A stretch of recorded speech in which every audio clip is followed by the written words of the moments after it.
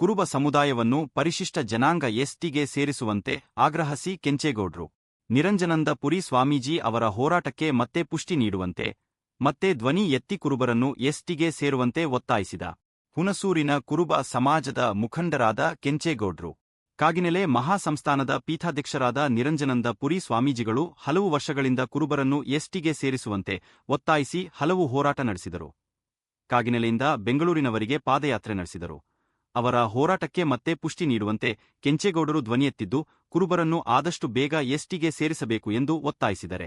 ಹುಣಸೂರಿನಲ್ಲಿ ಮಾಧ್ಯಮದೊಂದಿಗೆ ಮಾತನಾಡಿದವರು, ST ಮೀಸಲಾತಿಗಾಗಿ ನಿರಂಜನಂದ Swamiji ಅವರ ನೇತೃತ್ವದಲ್ಲಿ ಕುರುಬ ಸಮಾಜದ ಮುಖಂಡರು ಹಲವು ವರ್ಷಗಳಿಂದ ಹೋರಾಟ ನಡೆಸುತ್ತಿದ್ದಾರೆ.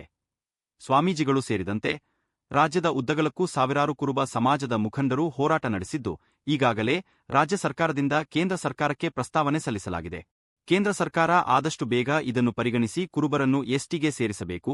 ಸಾಮಾಜಿಕ ಆರ್ಥಿಕ ರಾಜಕೀಯವಾಗಿ ಮುನ್ನಡೆಯಲು ಕುರುಬರಿಗೆ ಸಂವಿಧಾನಾತ್ಮಕವಾಗಿ ಸಿಗಬೇಕಾದ ಸವಲತ್ತುಗಳು ಸಿಗುವಂತೆ ಮಾಡಬೇಕು. ಆದ್ದರಿಂದ ಆದಷ್ಟು ಬೇಗ ಕೇಂದ್ರ ಸರ್ಕಾರ ರಾಜ್ಯ ಸರ್ಕಾರ ಸಲ್ಲಿಸಿರುವ ಪ್ರಸ್ತಾವನೆಯನ್ನು ಪರಿಗಣಿಸಿ ಎಸ್ಟಿ ಮೀಸಲಾತಿಗೆ ಒಳಪಡಿಸಬೇಕು ಎಂದು ತಿಳಿಸಿದರು. ಇನ್ನು ಕೇಂದ್ರ ಸರ್ಕಾರ ಕೂಡ ಈಗಾಗಲೇ ಗ್ರೀನ್ ಸಿಗ್ನಲ್ ನೀಡಿದ್ದು, ಸುಪ್ರೀಂಕೋರ್ಟ್ನ ಕೆಲವು ನಿಬಂಧನೆಗಳು ಇದ್ದು, ಸಂವಿಧಾನಾತ್ಮಕ ತಿದ್ದುಪಡಿಗಳು ಇದ್ದು, ಇದನ್ನು ಗಮನದಲ್ಲಿಟ್ಟುಕೊಂಡು ಕೇಂದ್ರ ಸರ್ಕಾರ ಆದಷ್ಟು ಬೇಗ ಕುರುಬರನ್ನು ಎಸ್ಟಿಗೆ ಸೇರಿಸಲು ಮುಂದಾಗಬೇಕು ಎಂದರು. ಇದೇ ಸಂದರ್ಭದಲ್ಲಿ ನಿವೃತ್ತ ಪಿಡಿಒ ಕೆಂಚೇಗೌಡ, ನಿವೃತ್ತ ತಹಶೀಲ್ದಾರ್ ಜವರೇಗೌಡ, ನಿವೃತ್ತ ಎಎಸ್ಐ ಮಾದೇಗೌಡ, ಹರೀಶ್ ಗುಡ್ಡಪ್ಪ ಸೇರಿದಂತೆ ಹಾಜರಿದ್ದರು.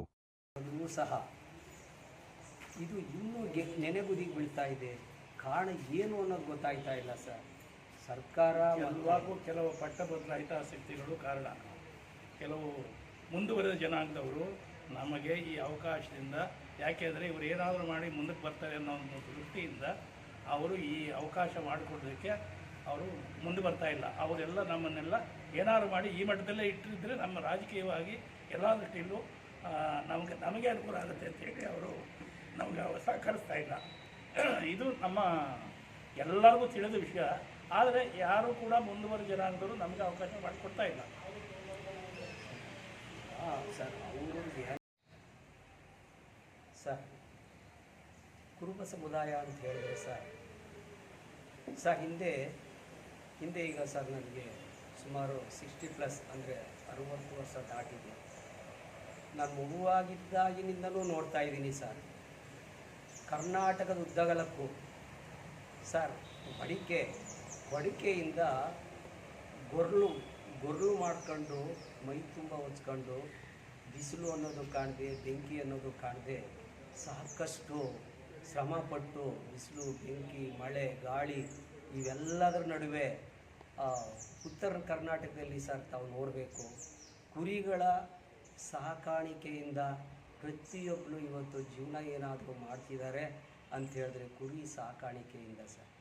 ಈ ಕುರಿ ಸಾಕಾಣಿಕೆ ಮಾಡಿ ಅವರು ಜೀವನ ಮಾಡಬೇಕು ಅಂತ ಹೇಳಿದ್ರೆ ಏನೀಗ ನಾನು ಹೇಳಿದ್ನೋ ಇವೆಲ್ಲದನ್ನು ಬದಿಗೊತ್ತಿ ಮಳೆ, ಬಿಸಿಲು, ಬೆಂಕಿ ಅನ್ನೋದು ಕಾಣದೆ ವಲಸೆ ಬರ್ತಿದ್ದಾರೆ ಸರ್. ಆ ಕಡೆಯಿಂದ ಕುರಿಗಳನ್ನ ಸಾಕಾಣಿಕೆಗೋಸ್ಕರ ಉತ್ತರ ಕರ್ನಾಟಕದಿಂದ ಈ ಕಡೆ ಎಲ್ಲ ಬರ್ತಾರೆ ಸರ್. ಈ ಕಡೆ ಬಂದಾಗ ಉದಾಹರಣೆ ನಾನೇ ಕಣ್ಣಿಂದ ನೋಡಿದ್ದೀನಿ ಸರ್. ಉಳ್ಳವರು ಏನಾರು ಆ ಕುರಿ ಕಂಡಂಥ ಕುರಿ ಮಾಲೀಕರಿಗೆ ಏನು ಅಡ್ಡಾಡ್ಕೊಂಡು ಹೊಡೆದು ಆ ಕುರಿ ಕಿತ್ಕೊಂಡು ದಂಡ ಕಟ್ಟಿಸ್ಕೊಂಡು ಈ ಥರ ಎಲ್ಲ ಹಿಂಸಿಸೋದನ್ನು ನಾನು ಕಣ್ಣಿಂದ ನೋಡಿದ್ದೀನಿ ಸರ್. ಆದರೆ ನಮ್ಮಂಥ ಈ ಕುರುಬ ಸಮಾಜದಲ್ಲಿ ಅನುಭವಿಸಿರ್ತಕ್ಕಂಥ ಯಾತನೆ ಯಾರಿಗೂ ಬರಬಾರ್ದು ಸರ್ ಅಂತ ಹೇಳ್ತಾ ನಾನು 2 ಮಾತುಗಳನ್ನ ಮುಗಿಸ್ತೀನಿ ಸರ್. ಇಂದು ವೇದಿಕೆ ಮೇಲೆ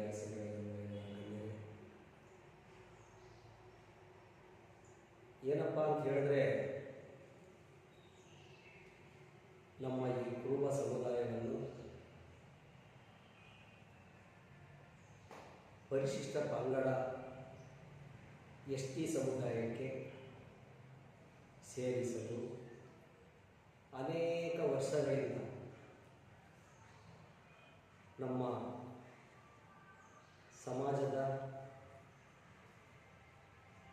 ಗುರುಗಳಾದ ನಿರಂಜನಂದ ಸ್ವಾಮೀಜಿರವರ ನೇತೃತ್ವ ಹಾಗೂ ಅಧ್ಯಕ್ಷತೆಯಲ್ಲಿ